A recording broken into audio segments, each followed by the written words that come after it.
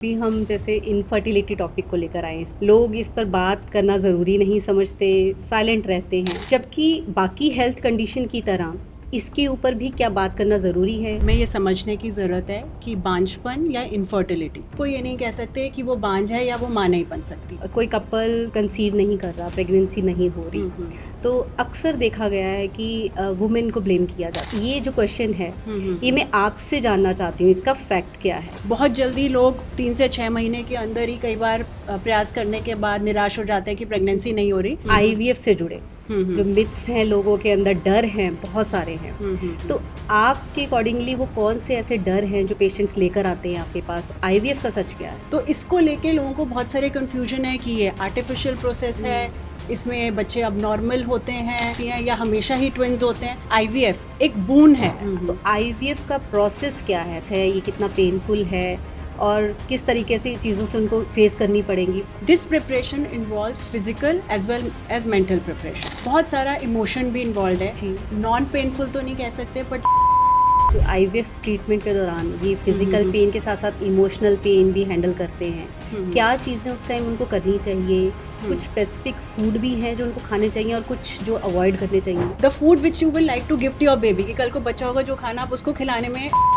IVF के लिए अगर हम बात कर रहे हैं तो इसके लिए सही एज क्या है। IVF कंडीशन है कि आपको पता है कि आपकी प्रेगनेंसी विदाउट IVF नहीं हो सकती। तो इसके अलावा PCOS PCOD ये प्रॉब्लम आजकल हम बहुत सुन रहे हैं, मतलब यंग गर्ल्स को भी PCOS की प्रॉब्लम हो रही है, तो ये इतनी कॉमन क्यों हो रही है। कि अभी लेटली PCOS का नाम ही बदल दिया गया है। लाइक यू राइटली सेड, ये बहुत बढ़ रहा है आजकल क्योंकि एक लाइफस्टाइल डिसऑर्डर है। तो यंग गर्ल्स को किस एज में उनको डॉक्टर से कंसल्ट करना चाहिए कि ये प्रॉब्लम आगे बढ़ ना जाए। मेंस्ट्रुअल साइकिल 21 डेज से भी शॉर्ट है या 35 डेज से भी लॉन्गर है। आजकल देखा जा रहा है कि वुमेन्स बहुत सारी चीज़ों में इन्वॉल्व हैं, घर के काम में, बाहर है, भाग दौड़ में। क्या ऐसी हेल्थ प्रॉब्लम्स हैं इन जनरल जो को आ रही हैं, जिनको वो इग्नोर कर रहे हैं, जिनको इग्नोर नहीं करना चाहिए, जो आगे जाके स्वेयर हो सकती है। Yes, male and female are different, biologically we are not same. हम दोनों की बॉडी अलग अलग है, हमारी रिक्वायरमेंट्स कुछ स्पेशल है। गॉड ने विमेन के साथ एक बायोलॉजिकल क्लॉक बनाई है। प्री मेनोपॉज और मेनोपॉज, इसमें बहुत सारे चेंजेस आते हैं बॉडी में। क्या उनको डॉक्टर को एक बार कंसल्ट करना चाहिए। हेलो, नमस्कार, वेलकम टू आवर चैनल।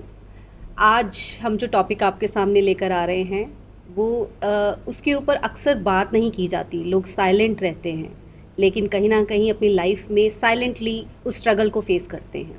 बहुत सारे ऐसे लोग हैं इसके ऊपर स्ट्रगल तो कर रहे हैं, लेकिन जब बात आती है कि उसके ऊपर डिटेल से बात करने की, तो पता नहीं हर कोई उस चीज़ पे बात करना ज़रूरी नहीं समझता। आज लेकिन उसी अवेयरनेस को आपके सामने हम लेकर आ रहे हैं और हमारे साथ हैं डॉक्टर भावना मित्तल, जो कि she is a senior gynaecologist and infertility specialist and she is a director of Shivam IVF centre which is a leading infertility centre in east Delhi.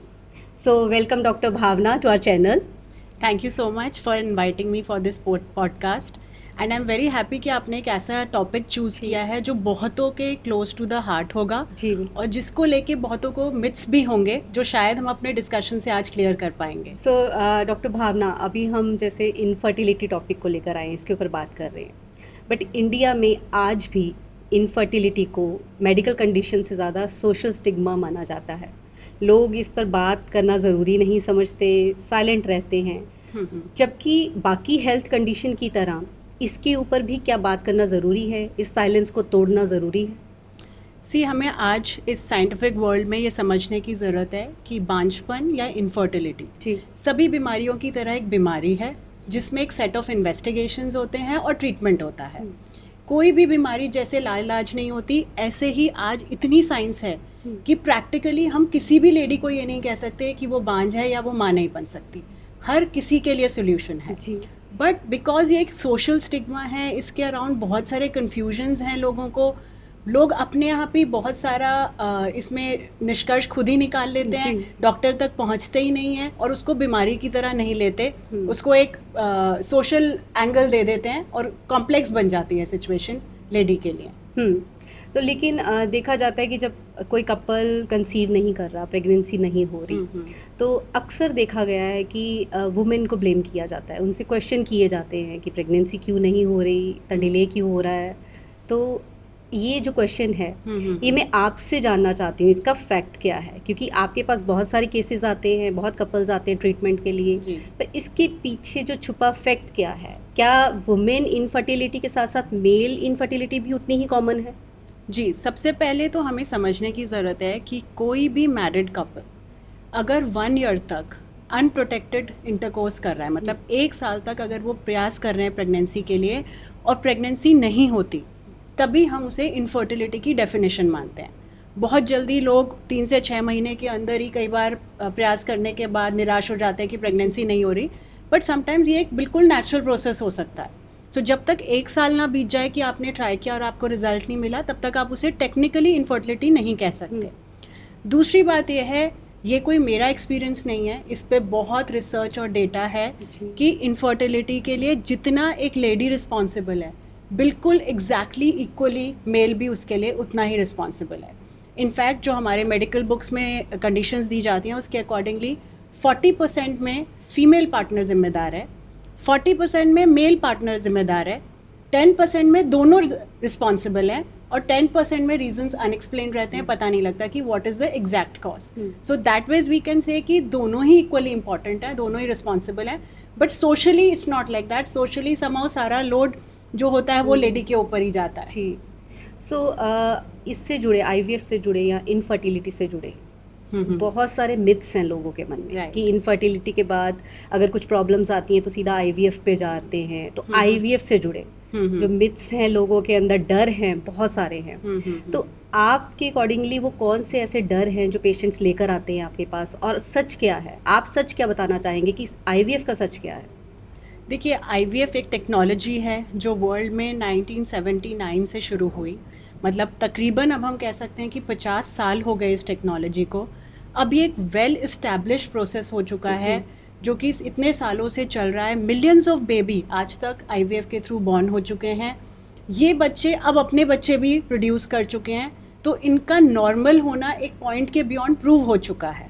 लेकिन समहाउ बिकॉज ये एक टेक्निक है जो नेचर से थोड़ा सा वेरिएशन में है, तो इसको लेके लोगों को बहुत सारे कन्फ्यूजन है कि ये आर्टिफिशियल प्रोसेस है, इसमें बच्चे अब नॉर्मल होते हैं, या इसके दौरान बहुत ज़्यादा बेड रेस्ट करना होता है, या बच्चों के अंदर कोई और प्रॉब्लम्स होती हैं, या हमेशा ही ट्विन्स होते हैं।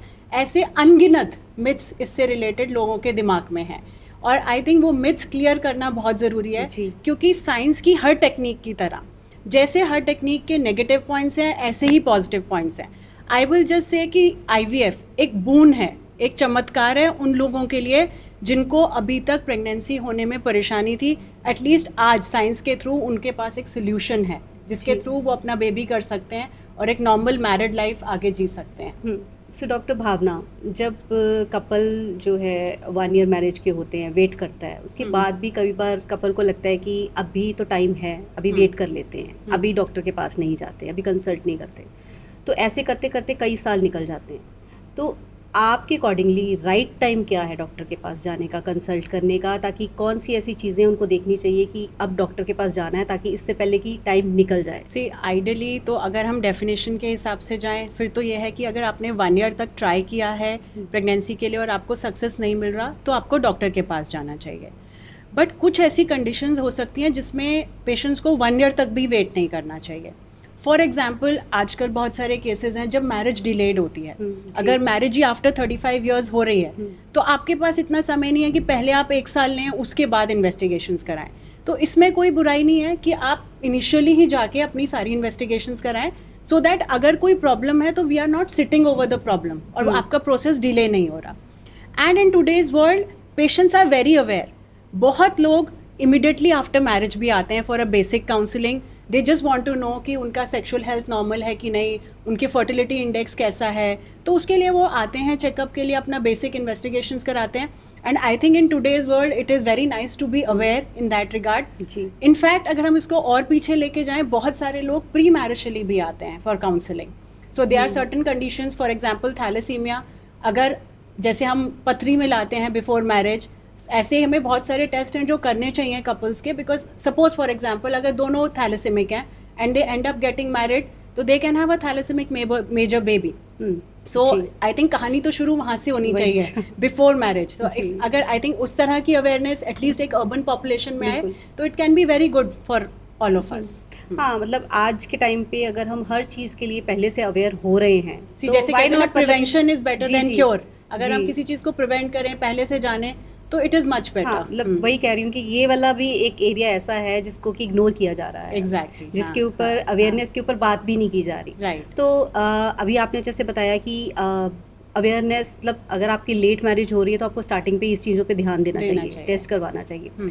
अब अगर कोई आईवीएफ के लिए जा रहा है तो आईवीएफ का प्रोसेस क्या है, ताकि लोगों को, जो लोग अवेयर नहीं हैं कि क्या ये प्रोसेस है, ये कितना पेनफुल है और किस तरीके से चीज़ों से उनको फेस करनी पड़ेंगी, वो चीज़ें आप थोड़ा सा व्यूअर्स को क्लियर कीजिए. सी, जब भी आप का आईवीएफ का प्रोसेस स्टार्ट होता है तो फर्स्ट स्टेप होता है आपका preparation. This preparation involves physical as well as mental preparation because it is a long process जिसमें काफ़ी सारे steps और injections और procedures involved हैं. बहुत सारा emotion भी involved है. तो हमें सबसे पहले patient को mentally, financially, physically उस process के लिए prepare करना पड़ता है. Many a times patients are suffering from other medical conditions like thyroid, blood pressure, diabetes. तो वो सारे factors भी control करने पड़ते हैं so that उनकी pregnancy की journey smooth रहे. Sometimes patient might be overweight, so first we have to tackle that situation also because जितना body weight above the normal होगा, response to injections कम आता है and even the journey of pregnancy becomes difficult for the patient.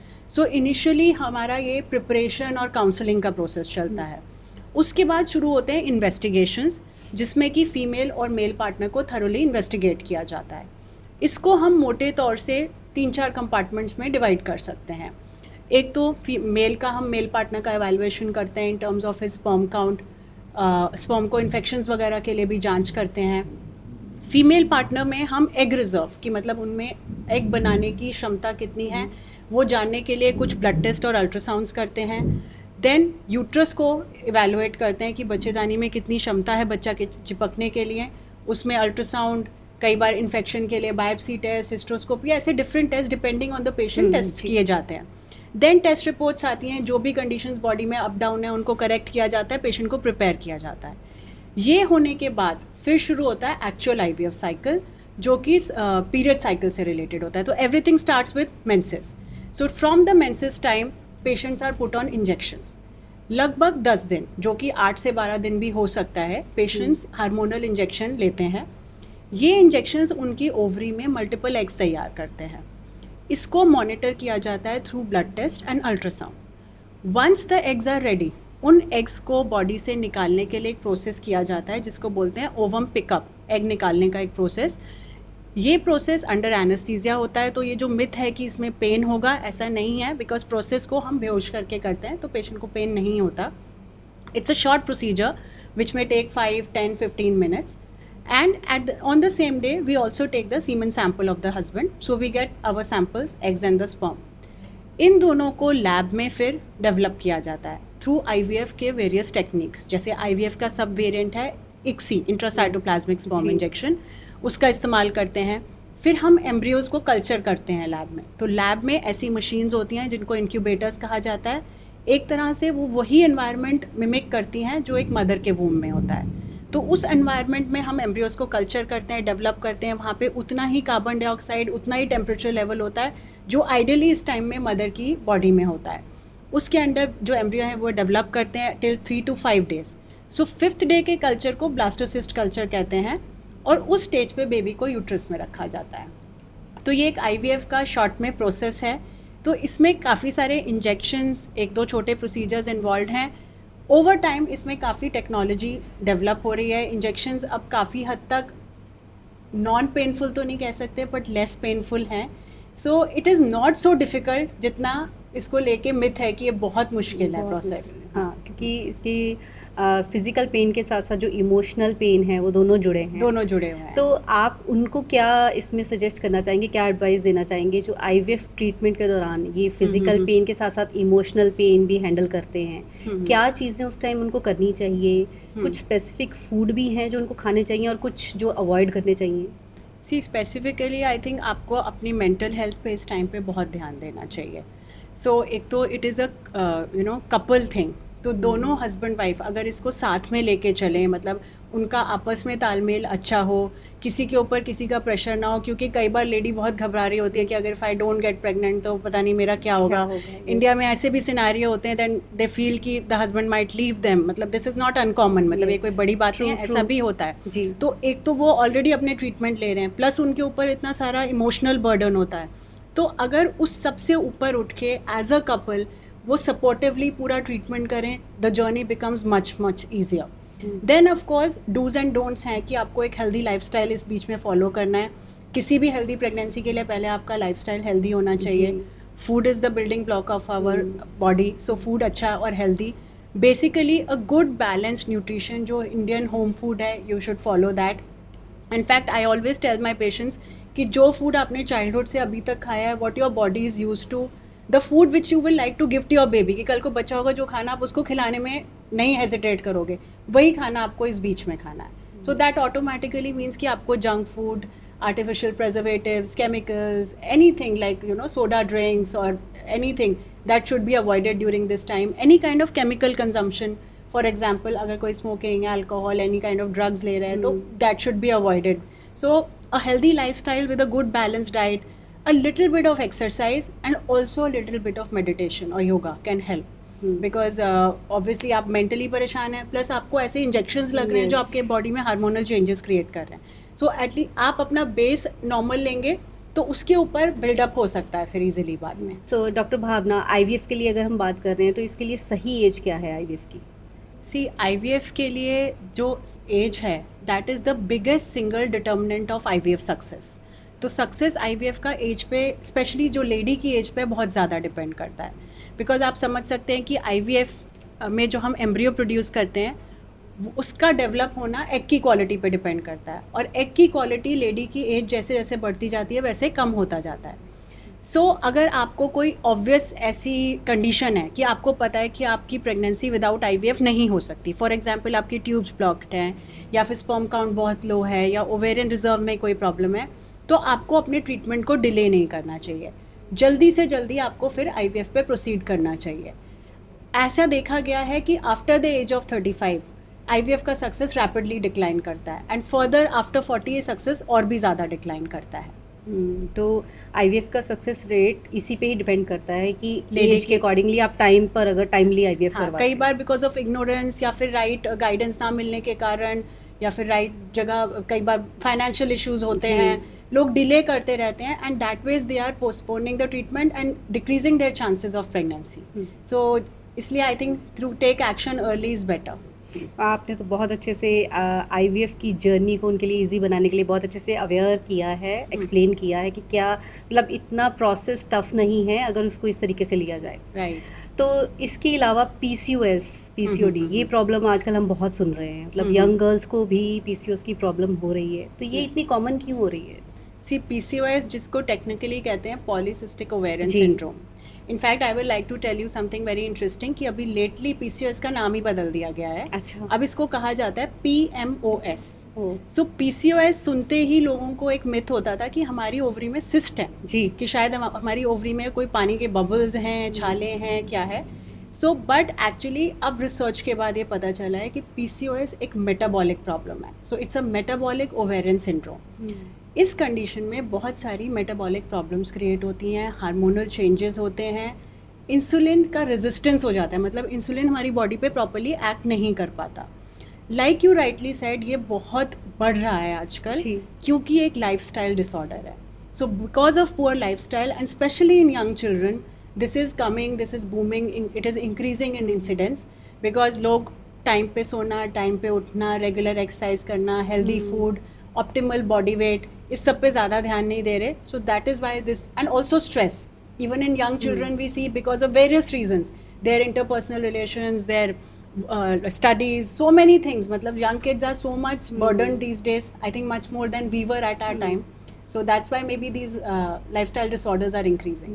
तो young girls को like किस as में doctor से consult करना चाहिए, किस तरीके के सिम्टम्स या किस तरीके की चीज़ें ऐसी देखने को मिलती हैं कि उनको डॉक्टर से कंसल्ट करना चाहिए कि ये प्रॉब्लम आगे बढ़ ना जाए? सी अगर आपके पीरियड साइकिल्स रेगुलर हैं तो ऑटोमेटिकली इट मीन्स कि आपके हार्मोन्स कहीं ना कहीं बॉडी में ठीक ठाक काम कर रहे हैं. बट अगर आपके पीरियड्स इरेगुलर हैं, तो इरेगुलर पीरियड्स भी से कि अगर किसी की मेंस्ट्रुअल साइकिल 21 डेज से भी शॉर्ट है या 35 डेज से भी लॉन्गर है, या फिर अगर आपको कुछ वेट रिलेटेड इश्यूज आ रहे हैं कि अननेसेसरी वेट गेन या वेट लॉस हो रहा है, और if you are suffering from symptoms of high level of testosterone in your body, for example आपको बॉडी पे या चेहरे पे बाल ज़्यादा आ रहे हैं, पिंपल्स आ रहे हैं frequently, so these can be indications कि शायद आपकी बॉडी में कुछ हार्मोनल प्रॉब्लम है और आप डॉक्टर को कंसल्ट कर सकते हैं. सो ये तो हुआ कि इनफर्टिलिटी और पीसीओएस से रिलेटेड प्रॉब्लम्स. अब अगर हम इन जनरल वुमेन हेल्थ की बात करते हैं कि आजकल देखा जा रहा है कि वुमेन्स बहुत सारी चीज़ों में इन्वॉल्व हैं, घर के काम में, बाहर है, भाग दौड़ में, अपनी हेल्थ को लेकर कुछ चीज़ों को, हेल्थ प्रॉब्लम्स को इग्नोर कर रहे हैं. तो क्या ऐसी हेल्थ प्रॉब्लम्स हैं इन जनरल जो को आ रही हैं, जिनको वो इग्नोर कर रहे हैं, जिनको इग्नोर नहीं करना चाहिए, जो आगे जाके स्वेयर हो सकती है? सी स्पेशली जैसे आपने बहुत राइटली कहा कि women are at par with men. In fact, I will say a little ahead of men these days. True. ठीक है, so they are just everywhere and they are trying to achieve the best in every field. But yes, male and female are different. Biologically we are not same. हम दोनों की body अलग अलग है, हमारी requirements कुछ स्पेशल हैं. ठीक है, गॉड ने विमेन के साथ एक बायोलॉजिकल क्लॉक बनाई है. So for us the time clock is ticking every time. So we have a age कि after 45 or maybe around 50 menopause has to come. So सबके हार्मोन्स धीरे धीरे डिक्लाइन हो रहे हैं. So you have to keep it in mind. अब वो biological clock को हम स्टॉप नहीं कर सकते, क्लॉक अपनी स्पीड से चलता रहेगा, बट हम अपना लाइफस्टाइल क्या रखते हैं उस पर डिपेंड करेगा कि how our body will behave in the coming years. The body is our vehicle, हमें इसी व्हीकल में घूमना है till we die. So the more healthy we keep our vehicle, the more better it will be for us in future. So especially वैसे तो सभी के लिए बहुत ज़रूरी है, but females के लिए बहुत ज़्यादा ज़रूरी है अपनी health का ध्यान रखना.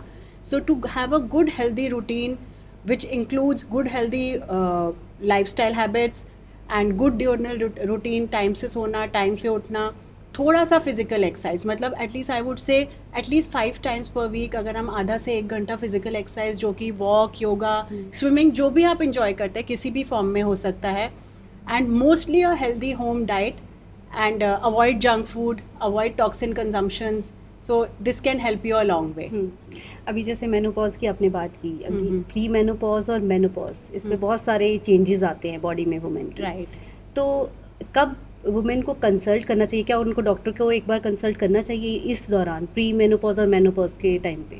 सी एक स्पेशल पीरियड है आपके लाइफ टाइम का जब आपके अंदर कुछ चेंजेस आ रहे हैं.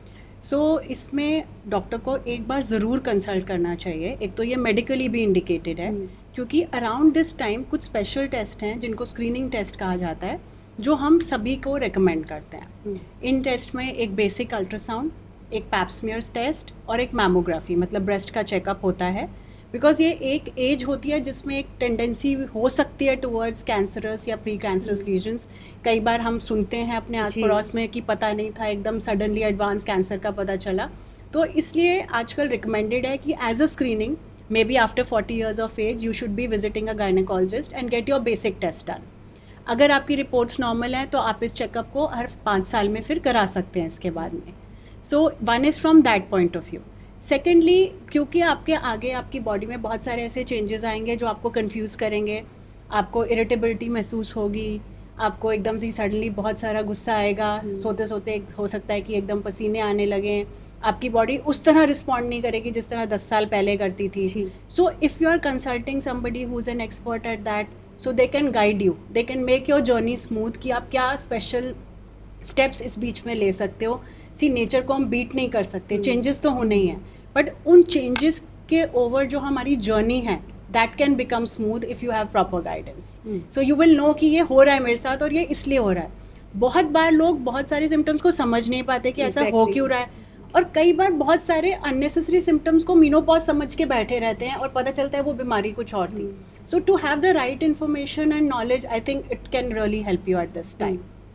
सो डॉक्टर भावना, आपने बहुत अच्छे से आज हमें बहुत सारी चीज़ों के बारे में अवेयर किया. व्यूअर्स ने बहुत सारी चीज़ें जानी बहुत क्लैरिटी मिली उनको इनफर्टिलिटी को लेकर, PCOS को लेकर, और वुमेन को कैसे अपनी हेल्थ का ध्यान रखना है और टाइमली मेनोपॉज, प्री मेनोपॉज में किन चीज़ों पे ध्यान रख के डॉक्टर से कंसल्ट करना है, और अपनी हेल्थ आपके हाथ में है, ये सबसे बड़ी बात है।